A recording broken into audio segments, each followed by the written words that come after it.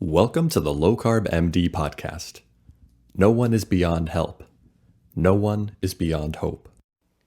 As we have always said, we are bringing you medical information and cutting-edge science, but none of this is medical advice. Please seek out input from your own doctor.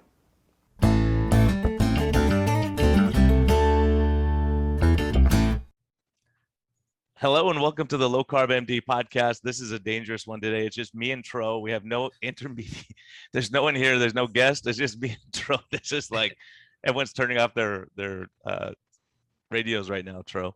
But yeah, let's talk, man. We haven't had a chance to catch up. We've both been so busy doing crazy stuff. I know you're over there conquering the world and all, and we've had some crazy days and things looked a little better and they're getting a little bit crazier. So let's just catch up, man. It's good we have some participants with us today. If they have some questions, that's cool. This was kind of an impromptu thing, but Tro, good to see you, man. Yeah, it's awesome to be here, man. I've been meaning to catch up with you, so this is going to be good. People don't realize, like, you have a busy practice, I have a busy practice, and you're a podcast star now, and it's nice to actually just connect with you. And I haven't interviewed you. There's so much about you I don't even know. So being able to just chit chat is it's kind of a fun thing for me. Well, you've been on my new podcast, or I haven't been on your new podcast. So tell people about your new podcast first. No, it's not ready yet. We're still working the kinks out.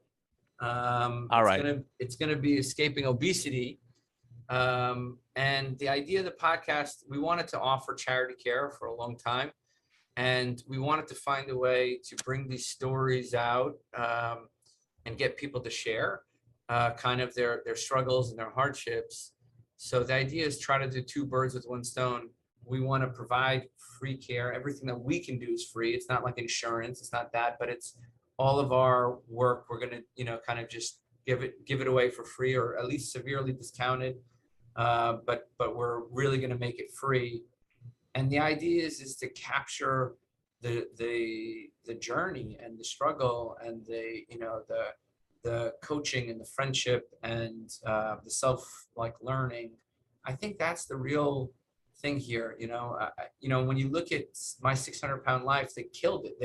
They ruined something that was so potentially hopeful and uplifting. And they just kind of shame and so anyway, I'm interested in that. So I'm excited about that. Tell me about yours. You're now like 50 episodes in. Yeah, man, it's awesome, man. What's going on? It's called Life's Best Medicine. I love it because, Tro, I didn't want people to be hostage here on Low Carb MD to talk about faith and what people turn to in the hard times. And I, as a doc, I'm not just low carb. I see patients all the time for other stuff. So I started to see everyone depressed and anxious, and as well as I do. When I talked about hope or faith, people flipped out on Twitter for like 3 days. It was like crazy. And so I said, let's talk about it. Let me present my case and let people present their cases, and you can say if they're crazy or not. Because everyone said, prove it. Well, I can't really prove it. It's just what it is. I can't prove, when someone golfs, they just know how to hit the ball sometimes. They can't tell you how they do it. They just know, So that's what I noticed. A lot of patients coming in, stressed. And in the line of what we do, Tro, we know that as you have brought multiple times, stress is the number one indicator of failure, right? If someone's under major stress or doesn't have family support and doesn't have community, so why don't we build that? And that's what you've been great at, and I've been modeling after you in that area of saying, let's build a community. Like when we have our Zoom meetings, I love it, right? I think I have one today, but it's like everyone comes together and they can talk about where they're struggling, where they're having success, and someone else is ahead. They can reach back and help the person who's just starting today. And it's a great community that's supportive and loving, and people do better. There's no question about it, So that's what I'm excited about. And I see you over there conquering the world, getting I'm getting licensed in Arizona. It's like, dang, I don't know how you did it, Tro. They go, we need your fingerprints, we need all this crazy stuff, your sperm sample, everything, man. They want everything from me. I'm like, dang, I don't have time for this. So, but I will be licensed in Arizona, so I'll have 2 little states over here on the West Coast. But you have every single state pretty much, man. Yeah. So, before I go on about me, tell me more about you. So has it been a year? It's been a year. A year. Holy crap. July 6th. Yeah, July 6th, I opened the doors here, and it's been a year. It's amazing. Guys, so just to give you some background, Brian has been an internist in the San Diego area for like is it 15 years or 20 years? 19 years, man. 19 years. So I knew it was somewhere between there. And when we first started this podcast, I mean, you were going through so much between the allergies, between the stress, the long hours. And finally we got him, doing DPC. And you know who was a big mentor to me, and I know he's a mentor to you, was Horwitz, Dr. Horwitz. Yeah, man, he's You know? he's been awesome. We've had so many great people that we've had as guests on here. This, hey Brian, you should do this. Hey Brian, you should do this. Molly Rutherford was another one. That just, hey, what do you need? She helped me a ton, like behind the scenes. And so I love people like that really, and you obviously, you and Talene, your office manager there, and really, it's like so many doctors need a way out. And it's hard because we have golden handcuffs. I was making more money over there, but I was working 16-hour days, 18-hour days, working all weekend, trying to catch up. And, so when I see that, that's why I'm sensitive to docs. When patients come in all the time criticizing their docs, I have, I think the last count was like 175 patients from a major HMO, and they're paying them full time and they still pay me, right? Because they come to me and they say, because you listen, you sit here and talk to me for an hour. No one will do that. So people don't realize the importance of that connection. And when you see a different doctor every time you go in and they're looking at your chart and they have 8 minutes and they're stressed and they're rushed, not that they're a bad person, they just only have 8 minutes. You can't really do a heck of a lot in 8 minutes. So what I can do is turn those patients around and send them back to their primary and say, okay, here you have a patient who's 48 pounds lighter, they're off all their meds and they're feeling great and their joints don't hurt every day. Maybe you could do a social visit. And I think those poor docs, I feel bad, because could you imagine you have 8 minutes and you have to solve all these problems and you can't really fix the underlying problem because you could just throw more drugs at it because that's the only thing you could do in 8 minutes. You know what I mean? That was us, man. That was us. Yeah, that was us 5 years ago. And the reason, 10 years ago. And the reason I was burning out was because I was never like that. So I would work through lunch every day. I would work late. I would put the patients I can help, I would put them, and I would spend, I'd have an 8-minute appointment, but I would spend an hour with them because I go, look, let me try to help you. And then I realized like 80% of the people didn't really want help. They just want to eat their cookies and shoot insulin. So I was like, well, I'm wasting my time. And then people wanted to come to me because of what I do and the type of medicine, and they have a desire to get better, and I can't help them because I can't get them in to see me because I was booked out a year in advance. I couldn't take a day off. So, when I heard, I think a big turning point was Boca Raton when we were there, and then you were going on a cruise for a week. I'm like, wait a minute, you're going to be here for the weekend, then you're going on a cruise. If I take 3 days off, I was dead for 6 weeks after that, right?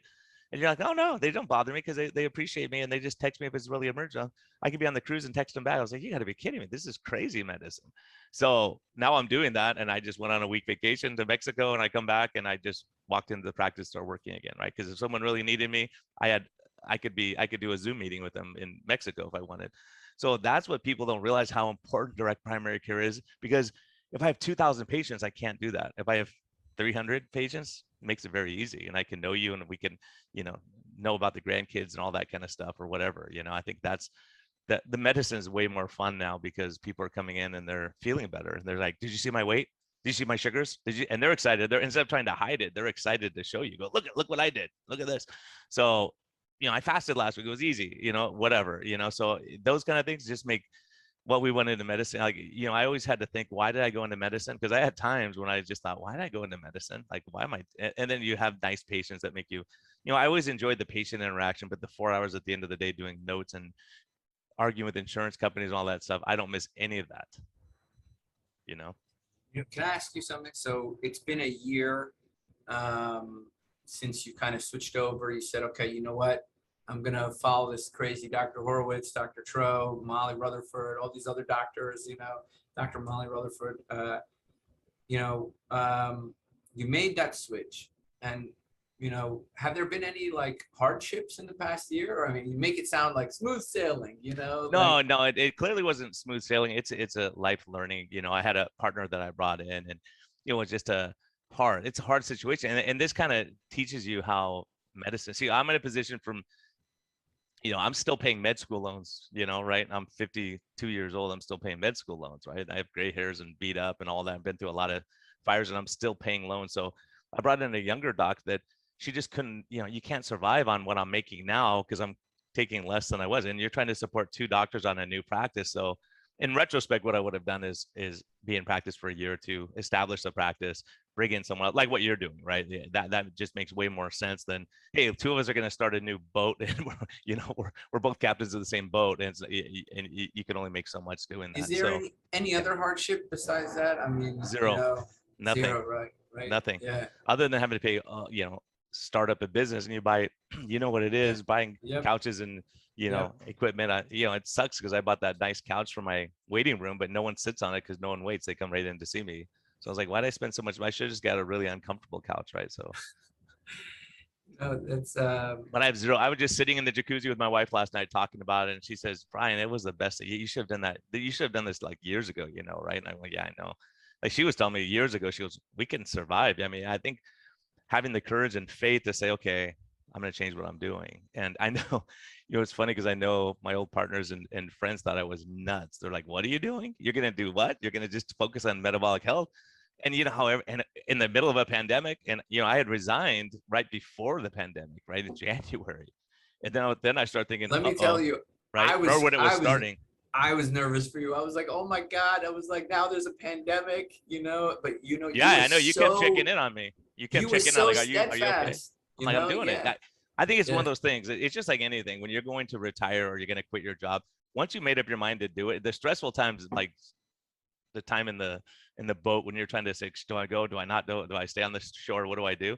But once you jump on the boat, you're on the boat, and you go, okay, I got to make this happen now, right? So I think in life, and this is what I tell my patients too, is like, hey, because really going back, a good friend of mine said, hey, Brian, he was talking to me because we hadn't had lunch or dinner in 3 years. And he said, if you were and I was telling him how stressful my life was back then. And he said, if you were your own patient, what would you tell yourself? And I said, yeah, that's a good question, right? Because I would say, get the hell out of there. You got to do something different, because if you're miserable, if you're complaining about your husband or wife or boyfriend or girlfriend all the time, then you got to look at that and go, okay, either I make this relationship better or I get out of the relationship, right? You got to look at that and say, okay, can I fix this relationship first? Obviously, you try everything, and I did. I tried everything to say, how do I make my life a little bit better? Would I be willing to take a pay cut to bring in a full-time nurse practitioner to help me out for like sinus stuff and colds and all that stuff? Absolutely. But there was no room to put her. So there was no other alternative other than me changing back to the standard of care medicine where I have 8 minutes per patient, just rush them through and have no job satisfaction and make more money, or I provide more patient and I take time away from my family. So I was like, it was a no-win situation. No matter what you did, wouldn't be the right answer. So I knew it was time. Even though I had great partners, everything else was good, I said, okay, it's time for me to leave, because obviously, I had mold allergy. There's all kinds of crazy stuff happening, and I'm cured of all that stuff. So, it was looking back, there was a lot of reasons to leave and not very many to stay. And so, yeah, I don't look back at all. We were just talking about that last night. I'm glad you asked that, because she said, do you ever look back? And I said, I don't even look back. I don't. I mean, I look forward and say, okay, what are we going to do now? How can we help more people with the resources that we have? Right? Because the problem is we can only reach so many people. And the other epiphany I had, that trip was really something, sleeping on your couch and sneaking into your bed at night, but that's another story. Oh, people don't get that, man. People don't get that. Basically, the story, anyone who doesn't know the story, is like we got there and they messed up our room. So I didn't have my own room. So Tro had a room, I had no room. So I'm like, where am I sleeping tonight? Because we had to present the next day. And so Tro, of course, was working on his paper the night before, trying to finish his talk. And so I said, can I crash on your couch, dude? And he let me crash on his couch. And then he said, no, my wife would get mad. My mom would get mad if I don't let you sleep. But he goes, don't touch me. You have your own separate blanket. Remember, we called room service and asked her to bring, he called room service and said, hey, bring up a pillow and some blankets. They never brought it all night. I'm like, next morning, wake up, freezing to death and all that. But anyways.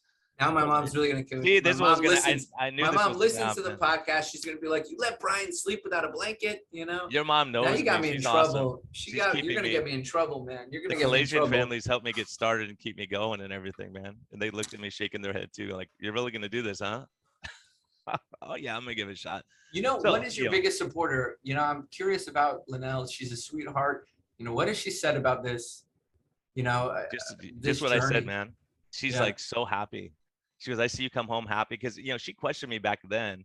And she said, how come you go on these medical trips to Guatemala, El Salvador, Vietnam, wherever you go, you come back and you're on fire for like 6 weeks. All you do is, oh, let me tell you what happened. Let me tell you this story. Because I've had some amazing life experiences that changed me.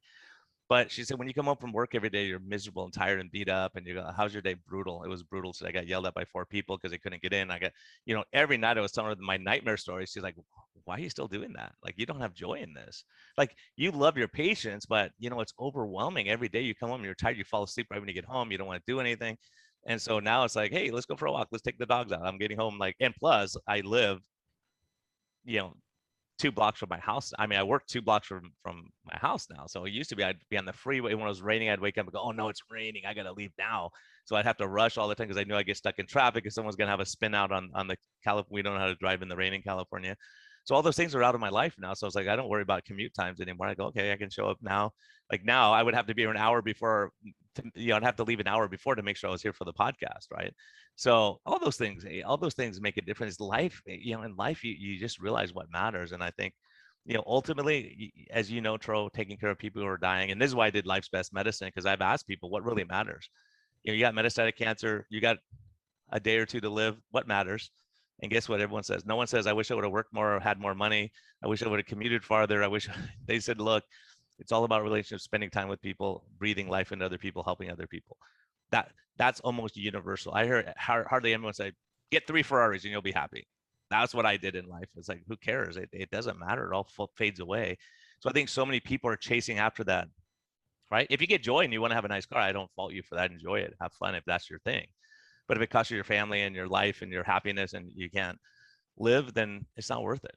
It's just not worth it at some point, That's why us old guys don't want to take over the world like you, Troy. I just want to do my little part and survive and do my thing. No. You know what? It's a different thing. It's creating a system for more young people, right? So, we can't, like you and I were just, DPC is still in that pioneer stage, right? It's still in that pioneer stage, but we have to create a system to help other doctors escape, right? Totally. And we need a way to catch some of these young docs, bring them in, show them in that, there's another way. You don't have to become a worse doctor because an insurance company is going to pay you $28 for a 30-minute visit. You don't have to do that. And so that's, my path. Like, I know you see me, I'm very ambitious, I'm very aggressive, and, I'm getting all these state licenses. But the idea will be, one, just like they've come to you, I know corporations have come to you saying, hey, Brian, can you come talk for us, talk to our employees, right? There are also corporations who have, employees that they care for in multiple different states. So there needs to be, people like you and me who can address them in multiple different states. And not only that, we need a framework to be able to bring on new doctors or doctors who are disgruntled. One of my heroes, I'm not going to say who it is, one of my heroes, he's telling me about some, real hardship he's going through at his university practice. Okay. My dream would be to work with him. Right. So, but I have to build the system. He should move to California, I think. I'm not going to say who it is either, but I have to be privy to this information. But you're not going to take anybody. He should come to California, man. California is beautiful. But this it might be a little crazy. You can't go outside and stuff, but look, it seems nice outside. The idea is like, can we get more docs working together, right? How. Yeah. This is, can we get more docs working together in a system that works for them and we're not all recreating the same thing, another accountant, another web designer, another, can we create a system where like-minded docs can come together? We've talked about that. And, I think that's a huge deal, Tro, is that, when we give it out to someone, you have to be willing to say, hey, okay, I'm going to take a pay cut hit. I've taken a pay cut hit. Right. But I'm looking at the future and go, okay, it's worth it. It's a bump in the road. No big deal. We've been through, my old practice, we went through an embezzlement of $500,000 and we survived that, which is fine. So, when you go through stuff like that, it gives you strength for the future to go, okay, I'm just taking a little pay cut here rather than having zero pay cutting. But you survive those things. You say, okay, I don't have a paycheck. Guess what? Cable goes, all the little frivolous stuff goes because you don't really need it. Your life you can survive just think if your electricity goes out, you could sit there and turn on a candle and sit there with your wife and, have a good time and talk and, do a candlelight dinner or whatever. You just make the best out of your situation is what I'm saying. You go, okay, do I really need all that stuff? Because you'll realize, anyone who's cleaned out their garage realized, like, I got so much garbage I paid all this money for, I don't even need it. Get rid of it. Done. You don't trip over stuff that's making your life miserable.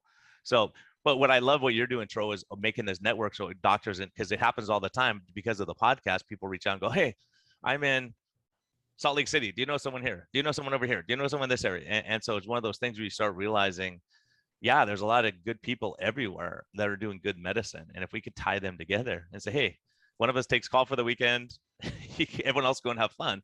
It's nice when you can do that, say emergency calls. And really in the medicine that we're doing, obviously we're doing direct primary care, that's different. But with the metabolic health, people aren't calling us at 2 a.m. and say, hey, should I eat tacos or not? Right?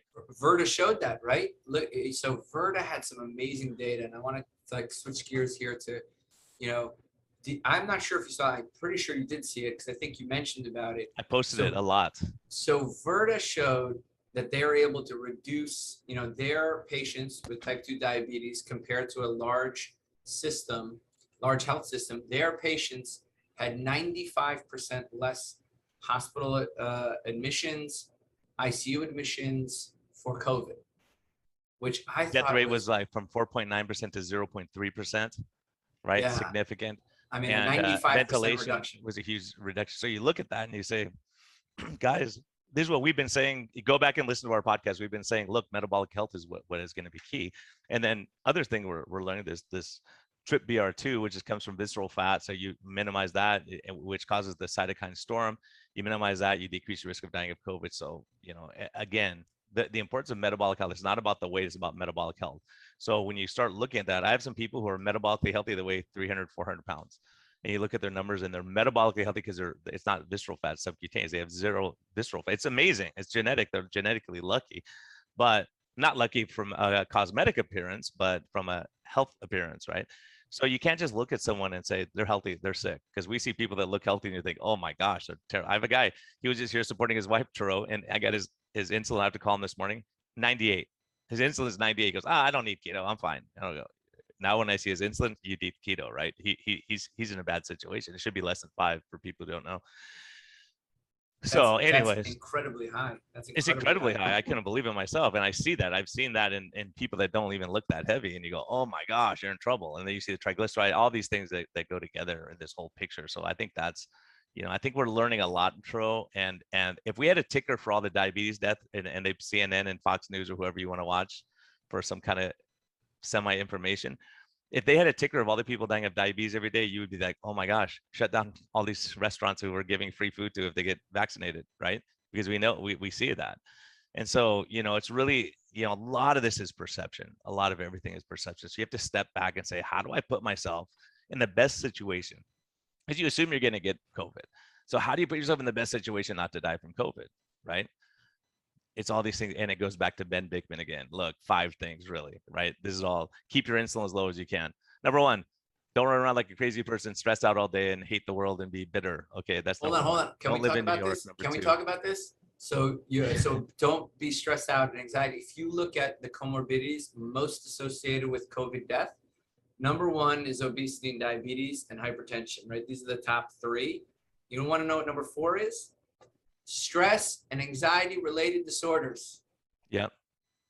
Right? Yeah, because that spikes your insulin. Yeah, that's what people, and not sleeping, number 2, right? I mean, you look at that on Ben's list, number 2, not sleeping, get enough sleep.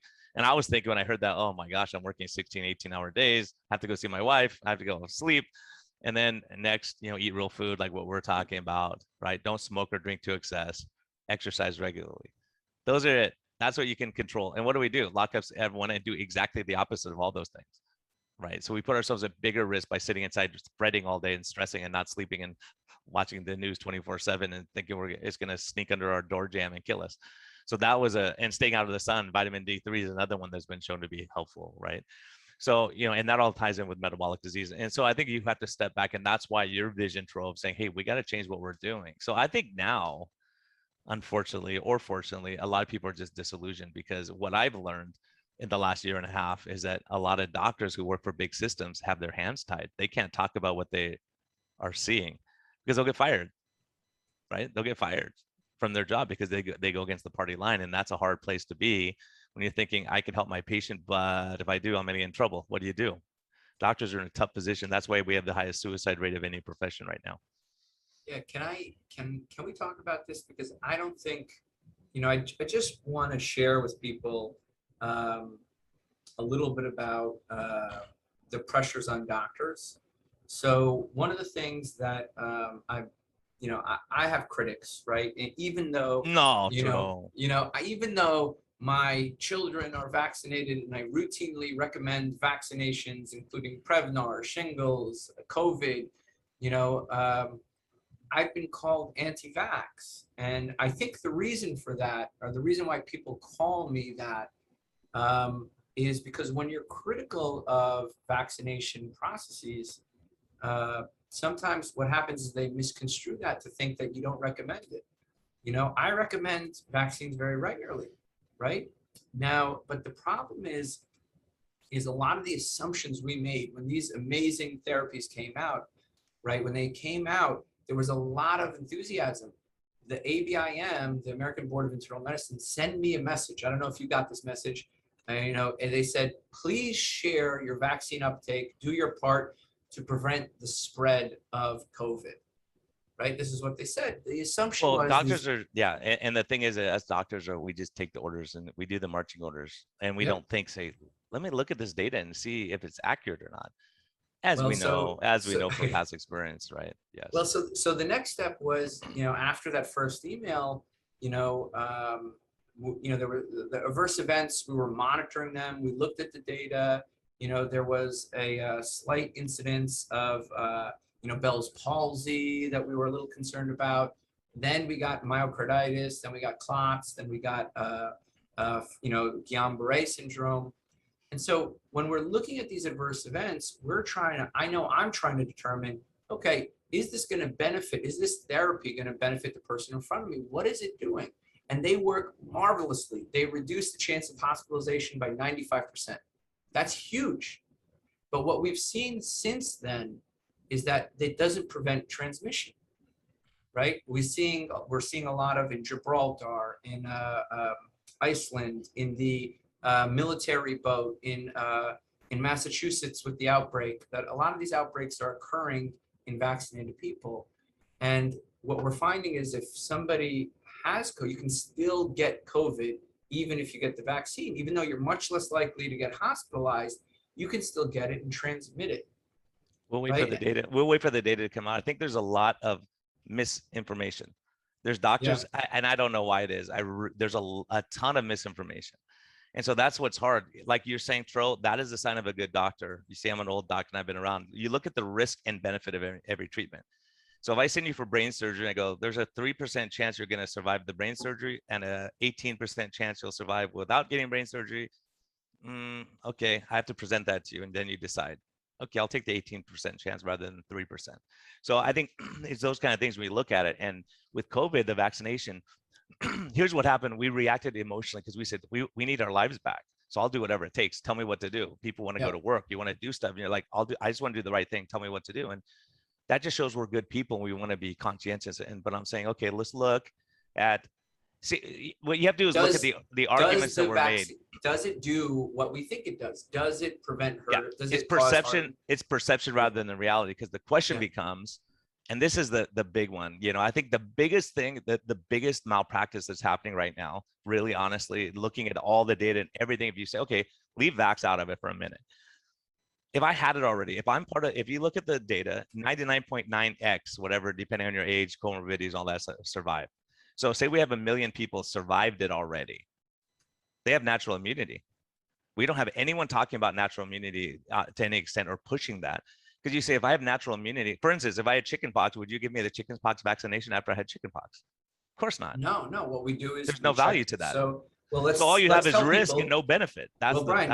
Let's tell people what we do with chickenpox. So if you've had chickenpox, one of the things that we do, we accept it, is if your body makes antibodies, if you have titers for it, if your body shows immunity, a lot of times, hospital systems will take that as a sign of immunity. We do that for MMR, for example.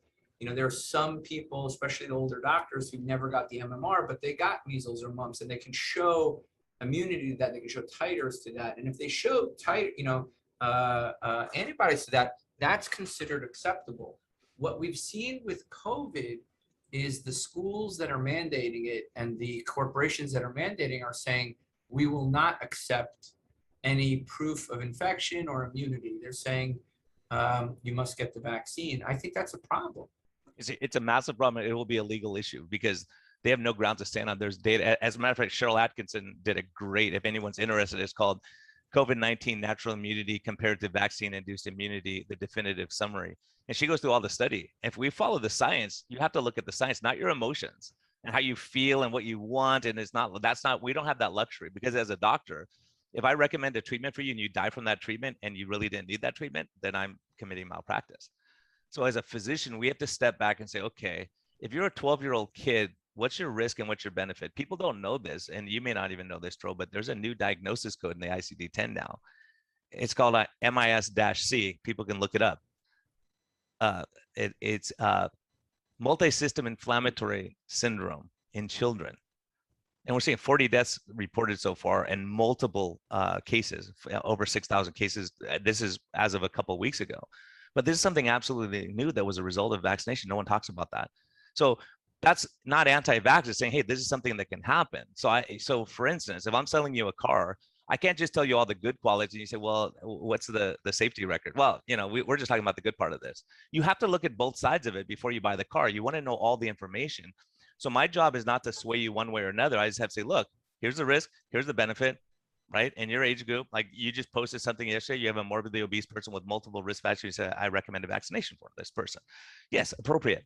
But if it's a 22-year-old triathlete who's, already had COVID, I'm telling you, there's legal cases that are going to happen because if they've already had it and they already survived it, do you think they're going to get it worse the second time they get it? So we should talk about it. We should really talk about this particular case. How did we get controversial all of a sudden, Tro? We were talking about our practice. We didn't even talk about your practice yet. So this is what happens. We're dangerous. No, we should talk about it because in my practice, we had a patient, just like you're saying, a 20-something-year-old in a hot spot, has multiple comorbidities. And he asked me honestly, he's like, what should I do? And I told him, you should get vaccinated.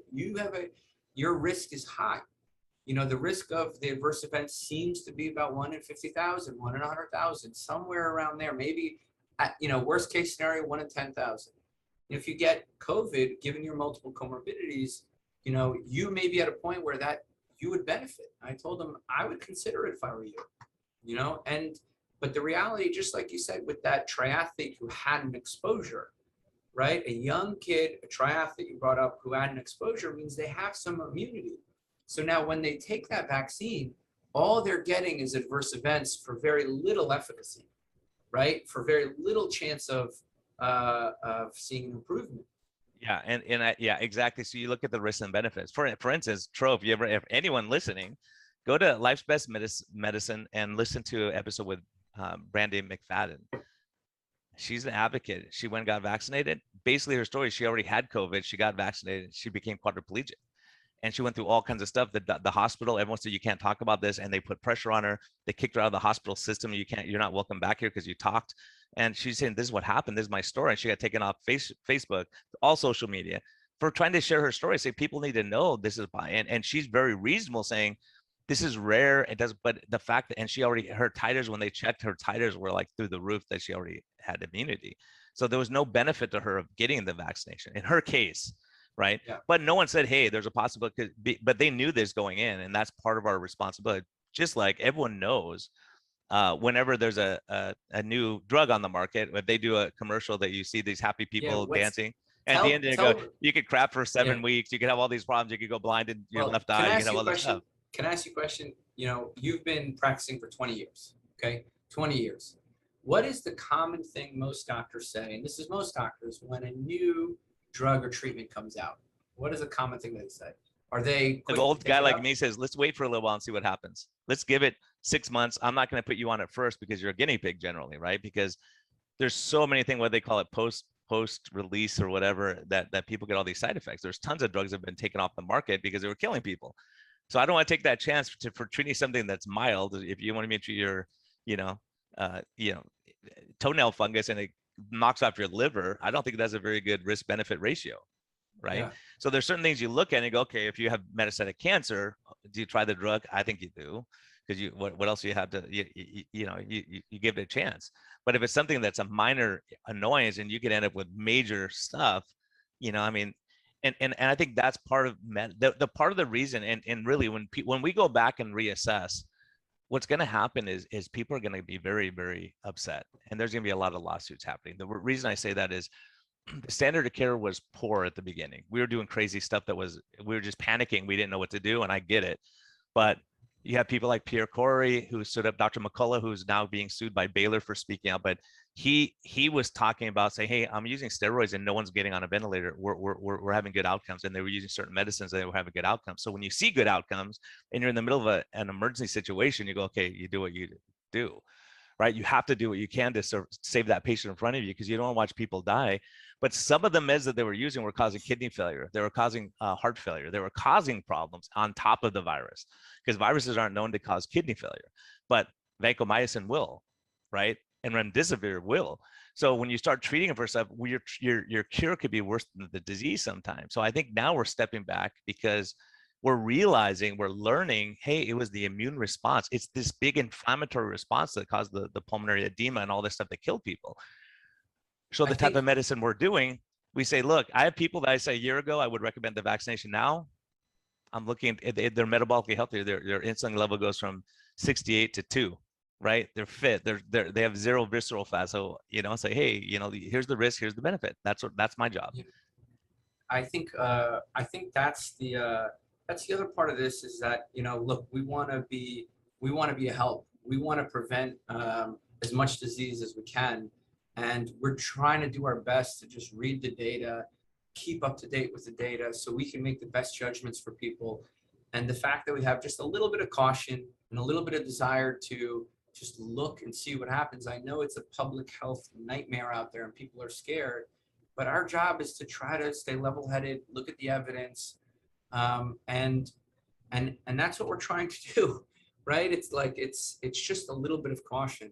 And I think a lot of times when our critics see that caution, they extrapolate it to mean things that we don't mean it, we don't mean it to mean. Well, it's a hard thing because you want it to be the cure. You want it to be that. We all do. I want it to be the magic cure. I want to say, hey, you get a shot, you won't get this and you're cured and everything's good, like polio, right?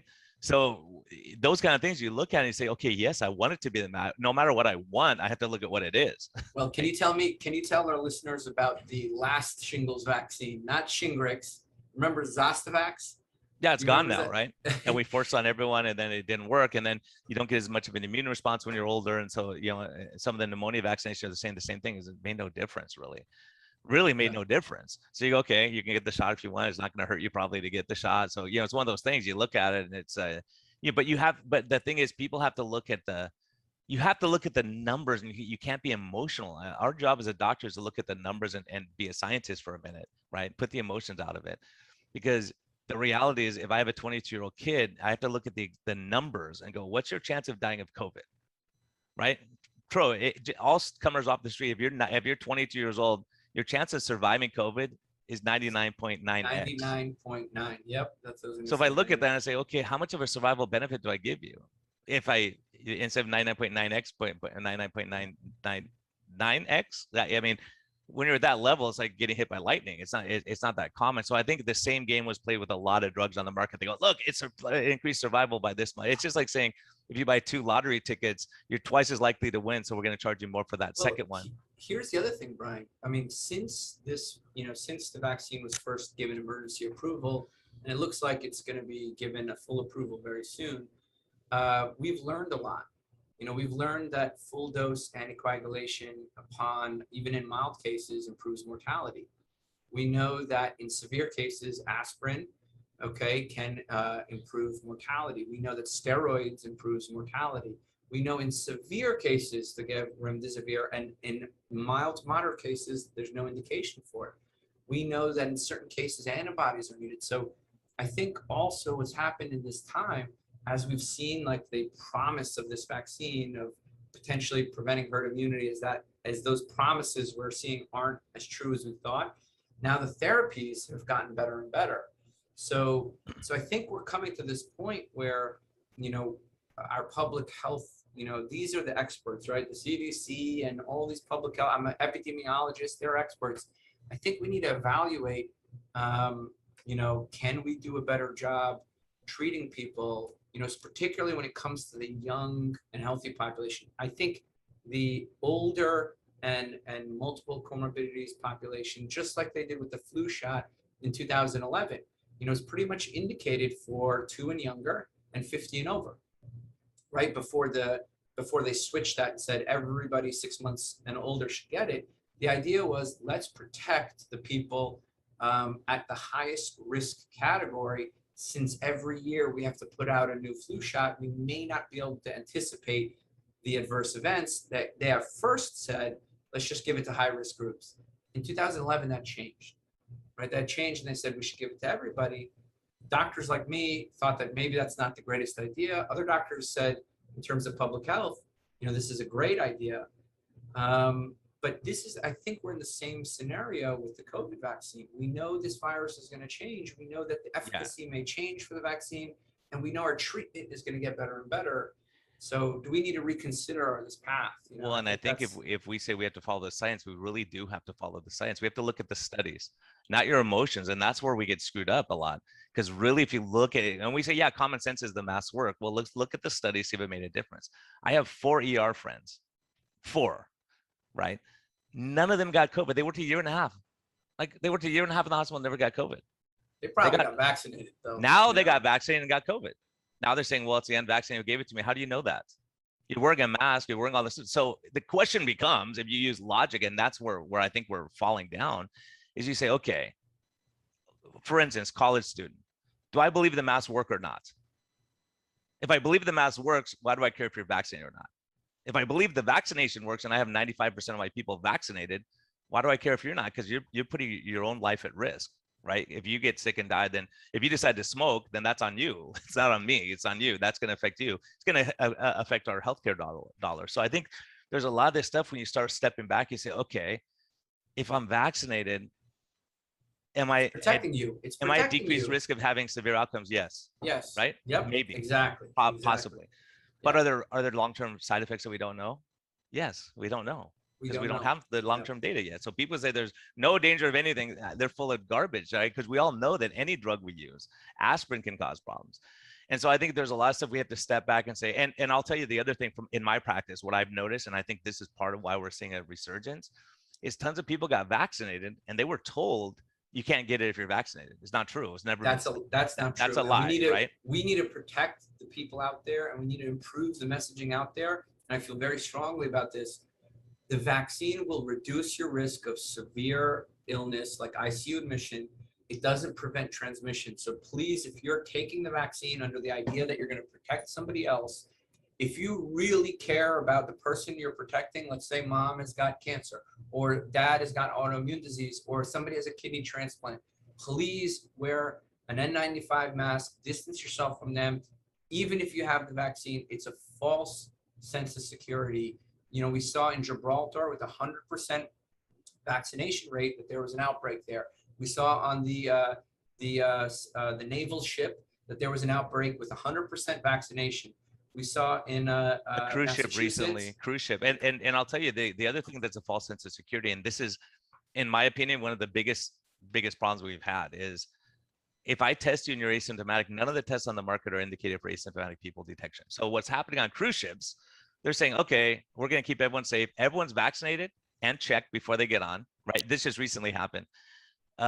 Everyone's vaccinated, then they're checked for COVID negative test before they get on the ship. Every time they leave the ship, when they get back on the ship, they test them for COVID. Okay, what does that do? Nothing. Because if I go out and I get COVID today and you test me today, it's going to be a negative test or a false positive, right, Tro? It's not going to show up yet.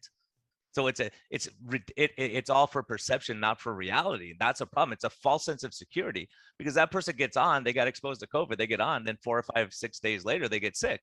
And then now they've infected everyone on the ship when they're coughing and sneezing on everyone. And they go, oh, I'm already vaccinated, so I can't give it to people. So what I'm seeing in my practice, and I could just go by what I'm seeing, is people are coming in and they're coughing and sneezing. They go, oh, don't worry, I'm vaccinated. I'm like, I'm worried. You're vaccinated, yes. Right?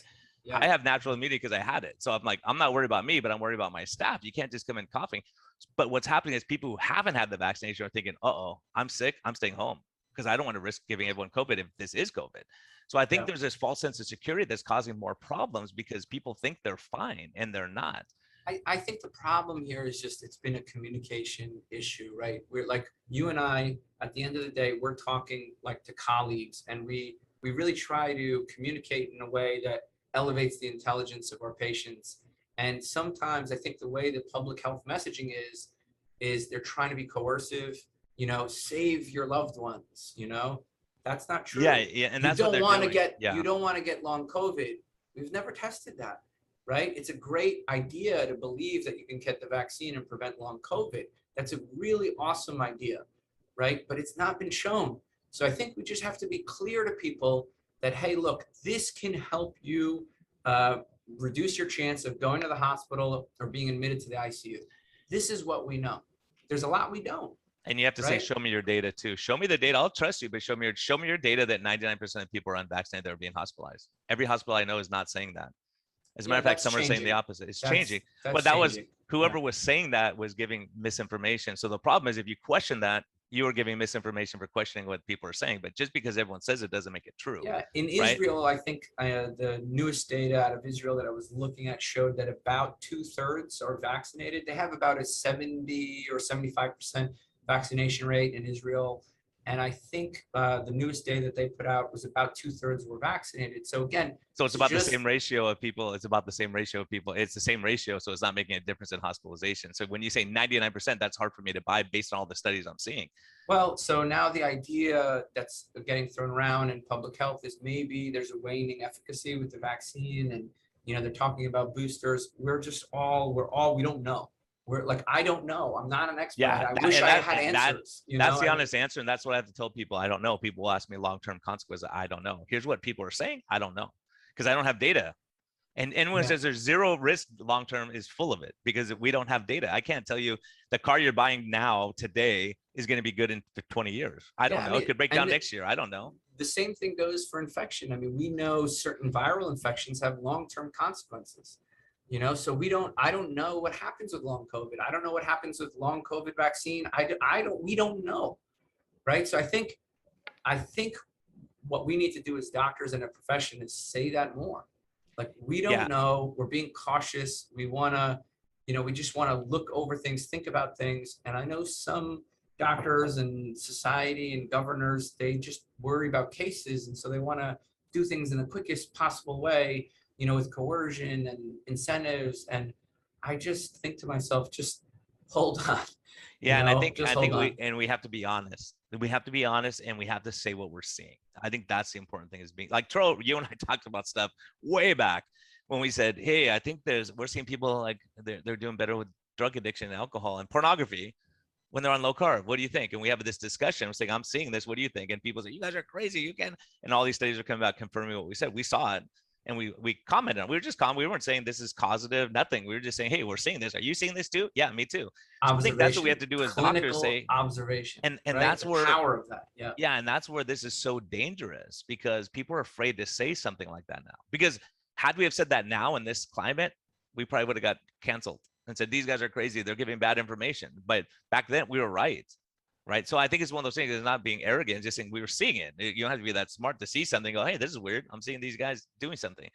Right. Maybe there's a correlation, maybe not. We should look at this. That's how science is done. And that's how, we have to put more.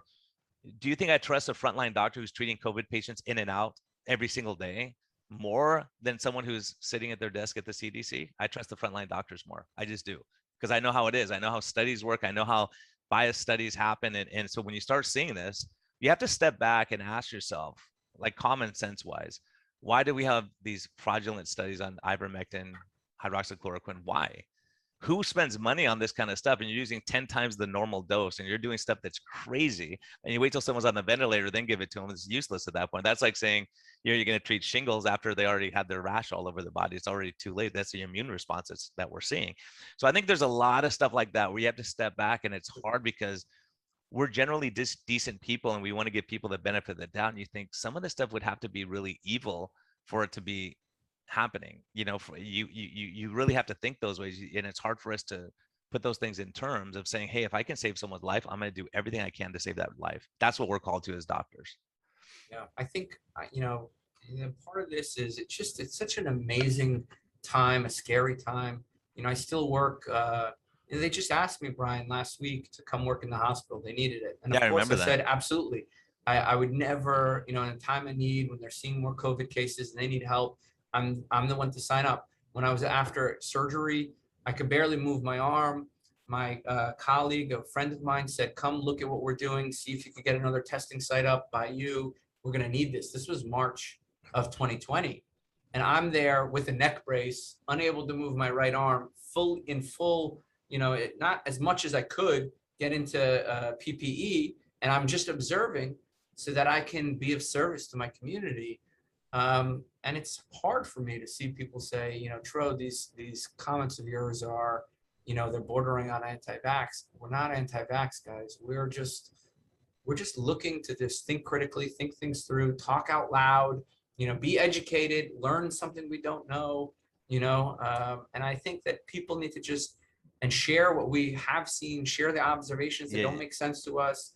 And I think it's important for people to understand that. Yeah, I think in making that distinction too, saying, look, are you anti-vax or are you pro-risk benefit? Because we have to do, like, most of the people who've been vaccinated, they were never said, hey, these are possibilities. And the CDC knew that, by the way. There was a can I tell you, slide 16. Yeah. One of my friends, a doctor, developed an autoimmune disease after the COVID vaccination. Tro, with the risk of being, I could tell you story after story after story of what I've seen. Right. Yeah. And I don't embellish. I'm telling you what I've seen. This person's been on the podcast. So we have a, physician on, who's been on the podcast and developed an autoimmune reaction. So, could it be just unrelated? Possibly. Yeah. And these are things, this is what I mean. We have to weigh the evidence. We can't just say, hey, you don't want a doctor who's just going to say what you want to say. Is like, oh, they have cancer, but I'm not going to tell them because that would be too damaging to their psyche, right? So I didn't tell you, yeah, you're going to die tomorrow because I didn't tell you last year when I made the diagnosis. I thought it would be too hard on you. I think our job is to say, hey, look, let's work through this together. Let's try to make the best decision. We want our patients to live longer because we're direct primary care, Tro. The longer our patients live, the more we make off them, right? Healthy, right? I'm joking, but what I'm saying is, look, we have a vested interest in our patients living longer, being healthier, because why? The healthier you are, the less I have to see you. And when we come in, we have social time and it's fun. And it's like having old friends and we get to talk about the grandkids. That's all cool, right? We love that. So I think it's part of our job is not to be the most popular. Our job is to say, hey, look, here's the reality that we're facing. And sometimes we don't know the reality. And that's why it's frustrating, because with the numbers being so screwed up, everyone knows they're screwed up. The numbers, no one knows exactly how many were, there's a lot of misinformation, a lot of hysteria that happened because, again, if I test the same person 20 times for COVID and they come back positive 20 times, that's 20 cases.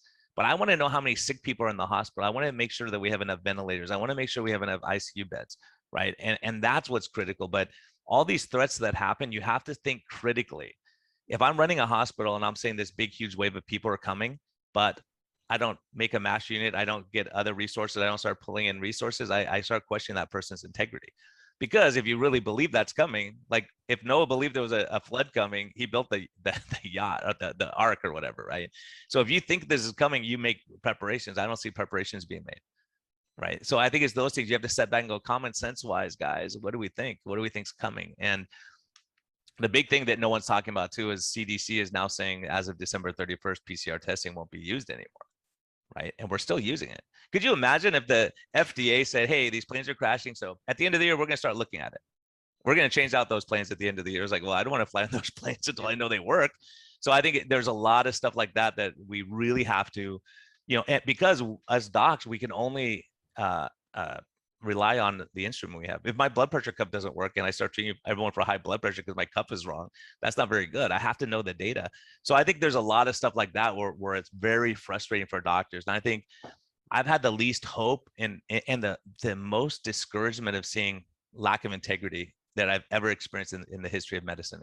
This old doctor with gray hairs, I'm telling you, I've never seen more people make statements that were blatantly false and they know they're false, or they're brainwashed, or someone's paying them. I don't know. But I see doctors saying stuff like there was a doctor in Georgia who said she's, all these young kids are dying and it's been terrible. And all of a sudden, and they looked at the state of Georgia and they had 0 deaths in her age group that she's apparently buried all these kids. So that's propaganda. That's not truth.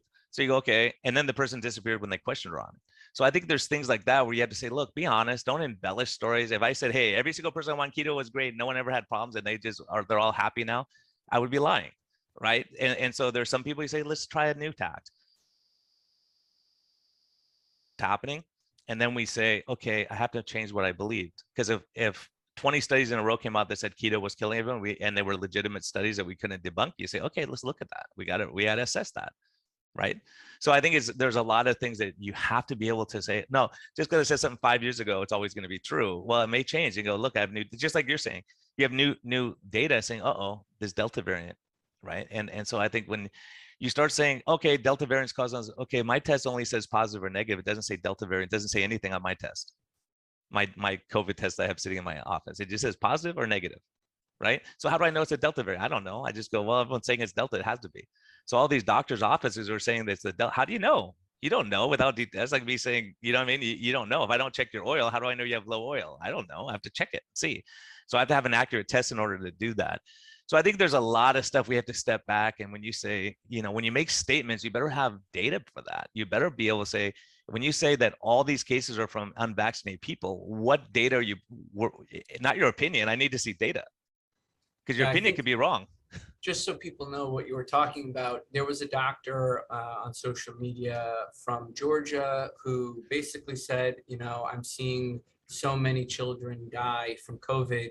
And then if you go to the Georgia Department of Health website and you look up how many children, how many childhood deaths there have been, basically, if you look at, under the age of 1, all the way up to 18 years of age, there's 0 cases.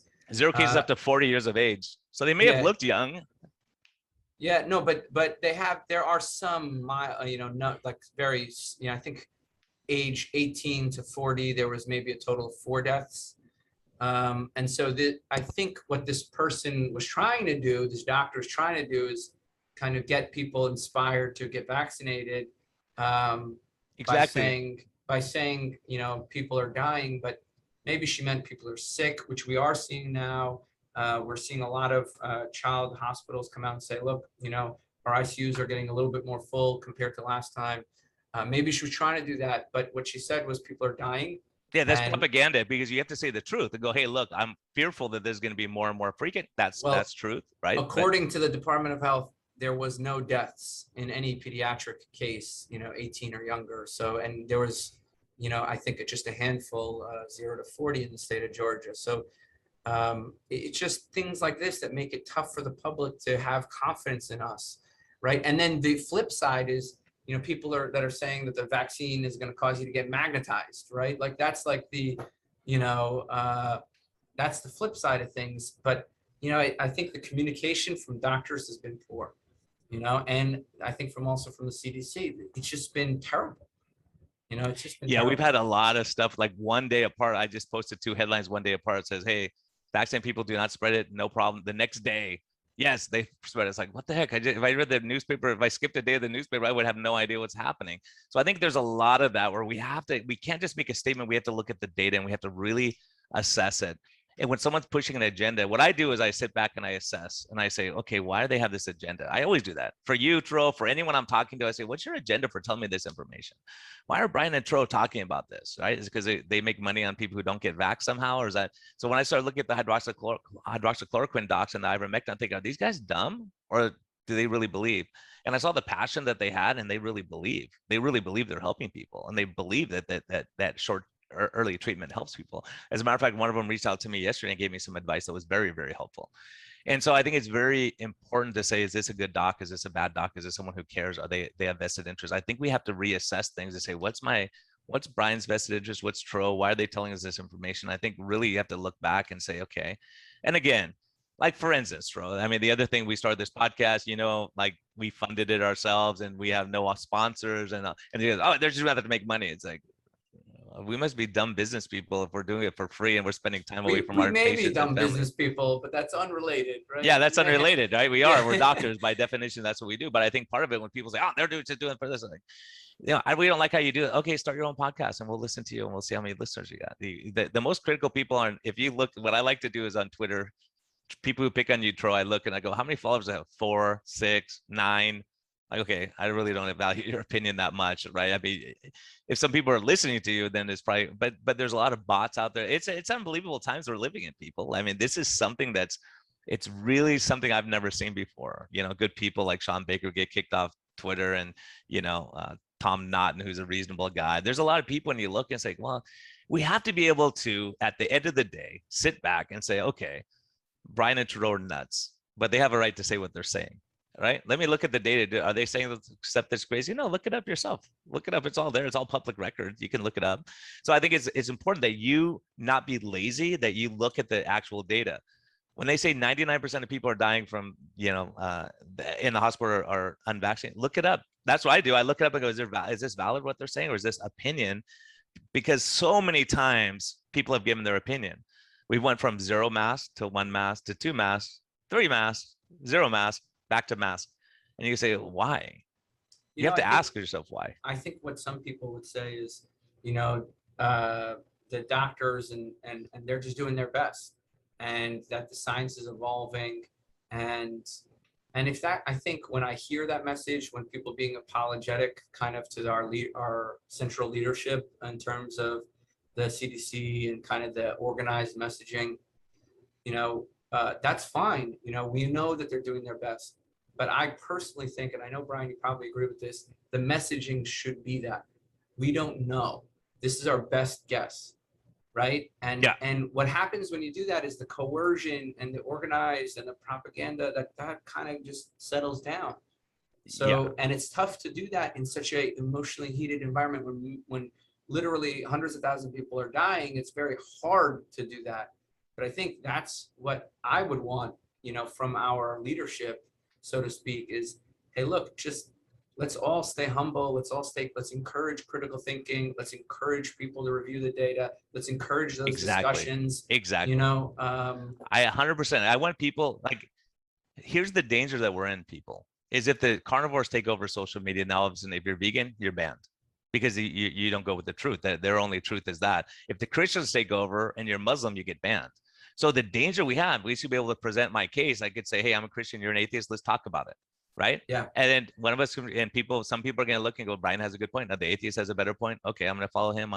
But we need to be able to do that. We need to give each other enough credit, because I just tweeted this morning because I was thinking about it. It's like when the leaders say you're too dumb to make your own decisions, everyone thinks they're talking about someone else, but they're really talking about you. They think you're too dumb to be able to. That? Can you tell me about that? I said that. No. Is that, oh, but did somebody say did somebody? No, but that's what's happening is they say, look, Twitter's protecting you because you're too fragile to be able to look at someone and say, well, that doesn't make sense. If someone says, hey, you know, grind up nickels and inject it in your veins and that will prevent COVID, then you say, well, that's a dumb thing. Like, people get it. They're not going to, most people aren't going to go, oh, okay, I'm going to go try that, right? You say, well, that doesn't make sense. Let me talk to another doctor and see if that makes sense. No, don't do that. It's crazy. So I think it's, you know, we have to be able to present those information, and then you kind of, you see what works and doesn't work, because look at all the stuff that's changed. When Pierre Corey came out and said steroids were helping people, he got banned from all social media for saying that. Now it's the standard of care. Yeah. So you have to look and say, things may sound nutty because you don't understand what, like Jason Fung talking about fasting. People don't understand the science, are the ones who are criticizing it. So I think it's those kind of things you have to say, okay, let's look at his science, let's look at his outcomes, let's look at his data, because all the people who criticize them, I've never had a patient come in and say one of those guys saved their life. But I hear all the time people say, Jason Fung saved my life. Right. So I think it's one of those things you have to look and say, okay, if he's in that case, then no one's going to be following the guy after a while, because it doesn't work. Like Tro, if we wouldn't be successful, what we're doing didn't work. It's just people vote with their dollars, and we're not providing good care. People leave. That's what direct primary care is. If you're not doing a good job, say, I'm not paying money for this guy. He doesn't call me back the same day and doesn't, you know, he's not available to me, then forget it. I'm not paying money for that. So we have a responsibility to provide care. But if you're in an HMO system, your doctor is not going to call you back the same day. I have people calling me because they go, I called my doctor 8 times. They haven't called me back. Can you help me, doctor? Yeah. Okay. I'll join your practice. Right. It's crazy, but they just want to, you're paying for our brains or what we've learned in our life experience. That's what you're paying for. Right. And so anyways, these are important things to think about. And if you go to a doctor who doesn't know who you are and doesn't really care, you got to look at that, because you want someone who's invested to go, look, in your case, here's the risk, here's the benefit, here's our best path forward, in my opinion. Let's try doing those things. Let's work as a team. Right. Instead of saying, here's a drug, here's a drug, here's a drug. The individual, you know, bottom line, I think, you know, our tendency as primary care docs is to respect that individual. right? And I think I care about cases in my patients, in those people. I care about treatments in my patients. I care about prevention in my patients. And And Tro, and I hate to do a commercial for you, but look, you publish on triglyceride improvement. You publish on so many things, reversing diabetes without significant weight loss. I know you have some other stuff coming up that I'm not allowed to talk about yet, but there's so much that you're doing. Your critics are sitting there criticizing you on Twitter, and they're sitting there on Twitter criticizing you, and you're doing stuff. You're building a network. You're doing a ton of stuff, right? Because you care about people. I mean, behind the scenes, like, when we first started out, people thought we didn't like each other because we rib each other, but it's like, that's part of loving someone. You go, hey, we don't mean anything by it. We just kind of rib each other. But yeah, you're a San Diego, guy. I'm a New York City, a Yankee, yeah, we're on we're separate just sides of different. the country, right? Yeah. So, so we're gonna have different approaches. People like some like my approach, some like Tro's approach, like get in there and fight. And I was just talking to my wife about last night about that. I go, sometimes I feel like I just want to get in there and like be in the ring and fight. And then you realize there's a cost to that, right? And so sometimes you want to step back and say, okay, I'll fly under the radar and kind of support some people and do your thing, because you don't want the target on you. You're a target guy. Like you don't pull punches. You just call BS when you see it, right? And I try to do it in a little different way, because I really don't want to fight with people. I just want to say, hey, look, guys, we have to really assess the situation. And I think, a big microcosm, like one thing just to explain what us doctors do is, I remember being an intern and I was in the ICU and I was thinking, oh my gosh, the residents are standing there with their arms crossed at the head of the bed or there and going, okay, there's a code and someone's dead. And they're like, okay, you're in epi, you do this, you get the airway, you get this. And I'm like, oh my gosh, I hope I never have to do that. And then my day came and I stood at the head of the bed with my arms crossed and you do this, you do this, you do this, and you run, because you learn, you get experience, and you know what works and how that system runs. It's overwhelming at first. So our job is to learn a little bit, and we learn. And when you're arrogant and you have all the answers, you're not going to learn anything. And those are, Tro knows this, they're the most dangerous doctors in the world, the ones who know it all and aren't willing to listen and aren't willing to reassess what they thought 20 years ago or 50 years ago. So I think that's it, is Yeah, being able to say medicine's changing.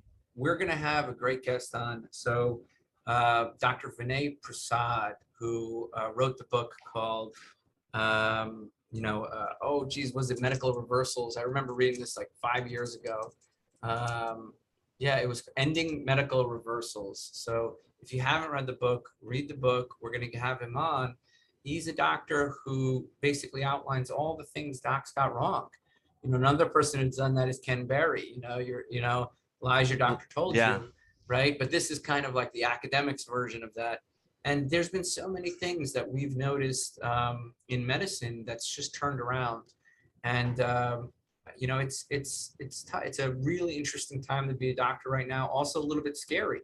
When the FSMB came out very recently this week and said, we are going to pull the licenses of any doctors who say disinformation or misinformation. I think it becomes a very scary time also for doctors. It's terrifying, because this is your livelihood. All this, look at all the years these doctors put in, all the Christmases and all the birthdays, everything they've missed, all the sacrifice. And because they say, oh, I'm seeing something a little different than you, banned. What? It's crazy. And I've seen that. And that's what's scary. It's like, gosh darn it. Because I want doctors who say, I see it a little different. Let's try something different. And I think, part of it, and it's funny, I've seen more and more of this online. If a low carb doctor says anything against certain things that they've researched and they say, wait a minute, then their followers say, oh, I've seen it with me. They go, why are you talking about this? This isn't low carb. Well, I'm a doctor still. So I have to see what works and what doesn't work, and then reassess and try to do the best I can.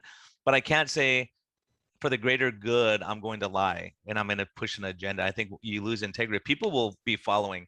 I think after this is all said and done, a lot of people are going to look at a lot of doctors out there and say, you know what? They didn't have my best interest at heart. They were really pushing an agenda, or they wanted to get more followers or whatever. But I think ultimately that's not what matters. There's nothing more important than your integrity, right? And if you're wrong, you're wrong. But your integrity matters. If you lie to push an agenda, you're in big trouble, I think. I think people are going to find out and see it. And I think we're going to have a lot of our leaders who are going to have to say, uh-oh, I was pushing an agenda. And hopefully, there's some truth that comes out of all this stuff. But people, don't give up hope. There's a lot of great people out there who are really trying to figure out this problem, and none of us have the answers. And I think that's the truth, is that we just don't know. But all we could do is use the data before us, but we have to have the data before us to make decisions. We have to know the risks and benefits. We can't suppress things that we don't like. It's just we have to look at the whole picture. You know, we can't just buy the car. We have to really look under the hood and see if that engine is still running and everything. So that's our job, and that's the pressure, the great pressure that's on a lot of docs. And I'm telling you, these doctors who I respect a lot in the hospitals, they've spent a year and a half, you know, just going to work. At the beginning, my good friends, talking to them, they didn't know if they were going to live or die. They thought everyone was going to die from this thing. We didn't know, and we had numbers of 2.2 million people dying within the first 6 months. It turned out to be 0.2 million. Right? They were off by 2 million. So these are the kind of things you have to look at and you say, wow, this is like, how much of this fear is from that? Look at your numbers, look it up yourself, look at what's the mortality rate, you know? And I think these are things we have to reassess and look at and say, okay, you know, if I do get it, am I healthier than 1% of the population? If you are, you might feel a little bit better. That's not a guarantee, but you want to be as healthy. You want to be in the top 1% of health in the population if you can, right? And I think that points to something else, is that, you know, I think sometimes we may be bad judges of our own health.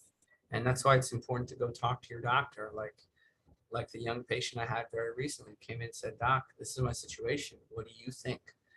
Right. And that's, you know, that's another thing, is having a good person to bounce your ideas off of. You know, somebody who's not afraid to basically tell you, hey, look, you may need this, you know, and that may not be what you want to hear. I get a lot of people who are very vaccine hesitant coming to me, and sometimes, or statin hesitant. I get a lot of statin hesitant patients, right? You know, they're saying, and there's much of the time I can say with statins, like, hey, you have a 0 calcium score and you may be perfectly fine without aspirin or without statin. And then every so often you get a patient with a very high score and you're like, look, your risk is very high. And you may be the one who benefits from taking baby aspirin, and you may be the one who benefits from taking a statin. And you need to really think about this, and we need to consider it. I think that is the beauty of having a doctor who could spend more than 7 minutes. And I hate to bring this back to DPC, but I think that is the, you know, when you're dealing with, if I was a doctor having 7 minutes with every patient, I'd probably say the same thing. Everybody get the vaccine, right? And I think our patients have given us the luxury to be able to think critically. And I just want to thank, you know, all our Patreon supporters and our patients who've given us that ability to like calm down, think it through, see, you know, talk it out, and, you know, give us the opportunity to learn. You know, I know you probably, just like me, I spend a lot of the days reading the studies my patients are sending, you know, reading the studies that matter to answer some of these hard questions. Yeah, So, and that's the important thing. We need time to absorb and look, and that's why a lot of these docs are like, I'm not learning about keto. That's going to be gone in a week. It hasn't been. It's been around a long time. So I think there's a lot of stuff like that. We really just have to, we have to change medicine. We really do. The costs are killing our system. And we have to think, we have to really step back and say, you know, and I would say just right now, I would say employers, schools, if you're listening, read Cheryl Atkinson's work. She's looking at all the science and all the data on natural immunity. So if we have 1 million people or however many millions of people now that have had it, then you have to look at that and say, okay, is that protect or not? Is that helpful or not helpful? And I think those are things we have to look at, because when you start mandating stuff, you know, I'm just going to, from a personal perspective, I'm a pro-life Christian doctor. So do I have to force my views on every single person? I can't, right? Because some people don't have the same beliefs I do. So if I say no one could do an abortion, no one could do this, and then all of a sudden it becomes tyranny. So I think it's one of those things we have to look back, and if we say it's my body, my choice, we really have to respect people in that. As long as their body's not getting drunk and, you know, driving down the freeway and killing you on the freeway, I'm saying, you know, we have to really look and say, where does my ethical beliefs, you know, impose on your rights as a human being too? I think we're in a place now where we really have to step back and assess this and not just look at emotions, because there's a lot of stuff said out of emotion. Just like being in a fight where you say something, I shouldn't have said that. That's what's happening now. I think a lot of people are panicking and they're reacting that way. And I think a lot of us have to just step back, take a breath. That's why I tell people, take a breath and think about the situation, right? Because really, I'm having patients now, I'm seeing more COVID now than I ever have, honestly. And the panic that sets in is unbelievable, right? And you remind them to go, look, you have a 99.9x chance of survival here. So I don't have to be that smart of a doc. Let's do some things and see how you do, right? And we're going to keep close eye on you. We're going to follow you through this. And knock on wood, I've had 0 patients admitted to the hospital. for COVID. And I haven't had one, and I'll take that. Right. And because if you get sick for a little while, I mean, we've dealt with the flu every year and people get really sick, and I've had people die of the flu in the past. And so, it's those kind of things you look at. It's like, ultimately, our job is to really help you with the making decisions for the best quality of life that you can have and the best longevity. We can't cure all stuff, and there's bad stuff that will happen. There's going to be cancers and weird stuff that comes out of the blue, but our job is to put you in the best position to survive. Right. And so we can't hide forever from this thing. Probably most of us are going to get affected by it. And again, I just want to make it clear, we're not making light of anyone. We've all lost, I haven't, but I know a lot of people who've lost family members and friends and patients, and it's a horrible thing. So don't think we're downplaying that. We're just saying you have to step back and look at the reality and the odds and assess risk and benefits and all that kind of stuff. So that's kind of what we're talking about. So hopefully that makes sense. And understand the pressure the doctors are under, and nurses and the staff and the administration. It's like, they're all trying to do the best that they can. And sometimes we're acting on misinformation, and that is a huge, huge problem. But again, that being said, we have to be able to step back and look at both sides and say, this person's arguing for steroids, this person's arguing against. What's their outcomes? What's the benefit? Then we have to make a decision ultimately. And I think we have to put a lot more trust in our physician's ability to make a decision. I wrote a prescription for a medicine yesterday. It got denied by the pharmacist. They said it's not indicated. So I sent over 7 studies that showed that it could benefit this patient, right? So how's it not indicated? Just because you're not knowledgeable in what's happening and looking at outcomes data. So I think it's really an important thing where doctors have to be able to practice medicine without fear of having their license revoked because they're trying to help their patient, doing the best they can. Because what we were told at the beginning was wait till the patient turns blue and send them to the ER. That's all we could do.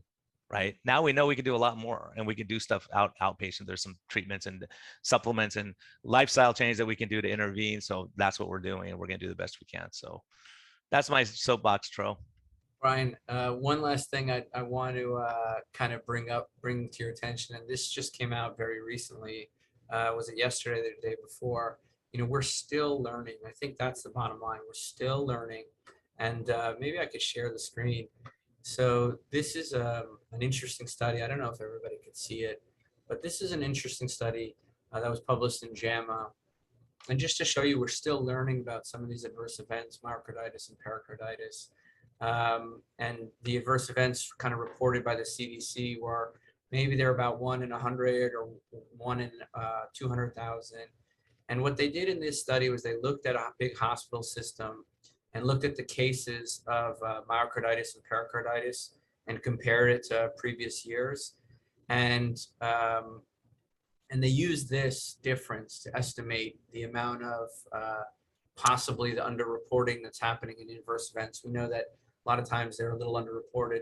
And it looks like the rate of adverse events with regards to myocarditis and pericarditis comes out to about 1 in 100,000. Right, 1 in 100,000 or about 1 in 50,000, somewhere around there, which happens to be that 1 in 50,000 range is the amount of mortality seen in children, right? So I think as we move forward and we collect more data, we just have to stop and think, okay, should we be vaccinating all of our young kids? As we go back to schools, should we be thinking, yeah, absolutely, we should be thinking about how we can protect teachers, how we can prevent spread. We should be thinking about these things, but we need to evaluate the data as it comes in and really be critical. Brian, thank you for talking about these controversial things. I knew this would happen, Tro. I knew you would get me in trouble again, man. Yeah, I think, guys, thanks for joining us. Again, please go get vaccinated, talk to your doctors, but don't be afraid to just talk it out and ask questions. And thank you for supporting us. Our patients, thank you for being, for trusting us with your care, and Patreon supporters, thank you for making this not-for-profit, commercial-free podcast possible. So thanks to everybody. Yeah, thank you all for listening. Tro, thanks for your experience and your dedication to doing what's best for patients. That's one thing. You may be a firebrand, as Dr. Unwin would say, but it's like, hey, try to do what's right. And sometimes I get it, man. I feel that frustration inside when you want to help people and you're looking at the information that's given out that's totally terrible. And you think, oh my goodness, I really want to react, but I don't. But I think most of the time now I just bypass that, and I can't argue with people. I just don't want to, because you're not going to change someone who already has their mindset and they think they know it all. And that's the most dangerous person to be around, I'm telling you. So everyone, keep an open mind, be kind to yourself, be kind to others. And, take this is not medical advice. Go and look it up. Go look on, look at, all the medical information places you can look at, and just Yeah, realize you have to talk weigh to your the evidence. doctor. Yeah, exactly. Talk to your doctor. Look at the CDC recommendations. Go, guys, we cannot give anybody here medical advice. This is not, we're just two doctors talking out loud. So please take your health into your own hands, talk to your doctors, listen to the experts, and hopefully we've asked some provocative questions.